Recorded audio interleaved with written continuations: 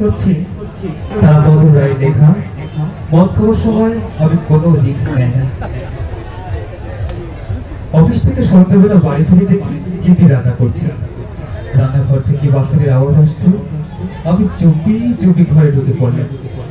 কালো রঙের আলমারি থেকে বোতল বার করলাম। নেতাজি ফটো ফ্রেম থেকে আমাকে দেখছেন, কিন্তু এখন পর্যন্ত কেউ কিচ্ছুটি টের পায়নি, কারণ আমি কোনো রিস্ক নেই না। সিল্কের উপরে তাক থেকে গ্লাস বার করলাম আর ঢক করে এক পেক গিলে ফেললাম। গ্লাস ধুয়ে ফের তার তাকের উপর রেখে দিলাম। হ্যাঁ, বোতলটাও আলমারিতে রেখে দিলাম।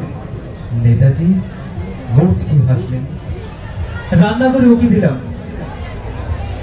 গিন্নি দেখি আলু কাটছে। গিন্নিকে জিজ্ঞেস করলাম, সমীরের মেয়ে বিয়ের কিছু হলো? না, মেয়েদের ভাগ্যটাই খারাপ, এখনো পাত্র দেখছে। আমি আবার ঘরে গেলাম। আলমারি খুলতে গিয়ে এবার একটু শব্দ হলো।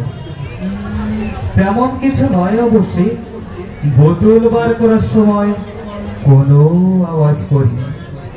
সিল্কের উপরে তাক থেকে গ্লাস নিয়ে চট করে দুপেক মেরে দিলাম। বোতল ধুয়ে সাবধানে সিল্কের মধ্যে রেখে দিলাম আর গ্লাসটা আলমারিতে। এখন পর্যন্ত কেউ কোনো কিছু আজ করতে পারেনি, কারণ আমি কোনো রিস্ক নেই না। বাইরে এসে গিন্নিকে, যাই হোক, সমীরের মেয়ের বয়সে বাকি। কি বলছো? 30 বছরের বেশি হলো, দেখতে বুড়োটে লাগে। আমি ভুলে গিয়েছিলাম সমীরের মেয়ের বয়স 30। তা ঠিক। সুযোগ বুঝে ফের আলমারি থেকে আলু বার করলাম। আলমারিটা আবার জায়গা বদলে ফেললো কি করলো বাবা?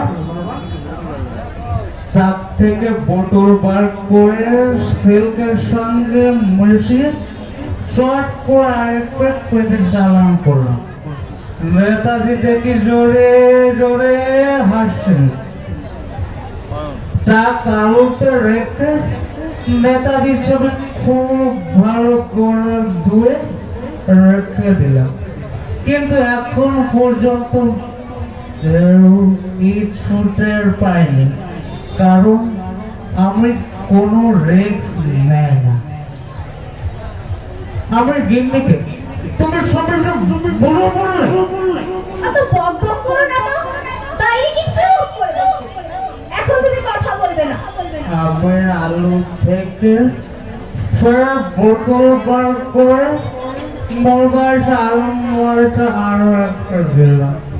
সেটা ধুয়ে ওটাকে তাকের উপর রেখে দিলাম। ফটো ফ্রেম থেকে গিফট এখনো এসে চলেছে। নেতাজি রান্না করছে, কিন্তু এখন পর্যন্ত কেউ কিচ্ছু টের পায়নি, কারণ আমি কোনো রিস্ক নেই না। গিন্নিকে হাসতে হাসতে বললাম, তাহলে সবাই